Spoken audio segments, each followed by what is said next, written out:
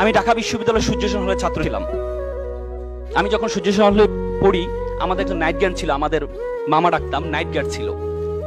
তিনি সারা রাত ধরে ডিউটি দিতেন, সকালে পিঠা বিক্রি করতে। তো আমি বললাম, মামা আপনি সারা রাত ধরে ডিউটি দেন, সকালে আবার পিঠা বিক্রি করেন, আপনি ঘুমান কখন? সে করবে, মামা একটু একটু দোয়া করবেন, আমার ছেলে এসএসসি তে এই প্লাস পেয়েছে, এসএসসি তে পরীক্ষা দিচ্ছে, যদি এই প্লাস পায় তাহলে আমি তাকে ঢাকা মেডিকেলে ভর্তি করাবো, আর মেডিকেলে ভর্তি হওয়ার পর আমি এর চাকরি ছেড়ে দিব, রাতে ঘুমাইতে পারেন, এই চাকরি আমি করব না। আমি বললাম ফাইন।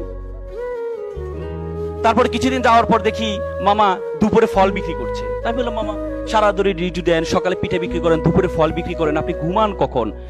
সে বলবে, মামা আমার জন্য একটু দোয়া করো, আমার ছেলে এই প্লাস পেয়েছে, কোচিং এ ভর্তি করাইতে হবে, 20-30 হাজার টাকা লাগবে, এই জন্য আমি একটু কষ্ট করছি, ছেলে মেডিকেলে চান্স পাওয়ার পর আমি তো চাকরি ছেড়ে দিব। তা আমি বললাম যে, মামা ধর্মকর্ম শিখান্ত ছেলেকে। বলতে, ছেলে তো আসলে ফিজিক্স কেমিস্ট্রি পড়তে সময় পায় না, আমার ছেলে ভালো ছেলে, আমার ছেলে আবার কোনো সমস্যা নেই, ও আবার ওইসব ঝামেলাতে নেই। মা বাবা তো সবসময় সন্তান তার কাছে ভালোই থাকে। কিছুদিন যাওয়ার পরে আমি তাকে কোচিং এ ভর্তি করার ব্যবস্থা করে দিয়ে, ছাড়ের ব্যবস্থা করে দিয়েছি। কিছুদিন হটফুট করে দেখে আমার রুমে মিষ্টি নিয়ে আসলো, মামা আমার ছেলে ঢাকা মেডিকেলে চান্স পেয়েছে। কি উত্তাল, কি আনন্দ!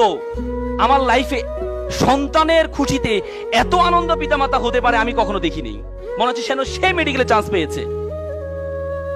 একদিন কিছুদিন যাওয়ার পর মামা দেখি মন খারাপ করে বসে আছে। আমি বললাম, মামা আপনার মন খারাপ কেন? আপনার ছেলে ঢাকা মেডিকেল পড়ে, আপনার জীবন আর ঠেকে কি, আপনি মন খারাপ কেন? বলছে, বাবা আমাকে ক্ষমা করবেন। কি হয়েছে মামা? বাবা আমি আর পারছি না, বাবা আমি আর পারছি না, আমার ছেলে ইয়াবা আসক্ত, প্রতিদিন বাসায় এসে শোকেজের গ্লাস ভাঙে, আলমিরার গ্লাস ভাঙে টাকার জন্য। বাবা আমি বিশ্বাস করেছিলাম আমি যখন অসুস্থ হব আমার ডাক্তার ছেলে আমাকে সুস্থ করবে, আজকে আমি সুস্থ মানুষকে আমার ছেলে অসুস্থ বানিয়ে দিচ্ছে।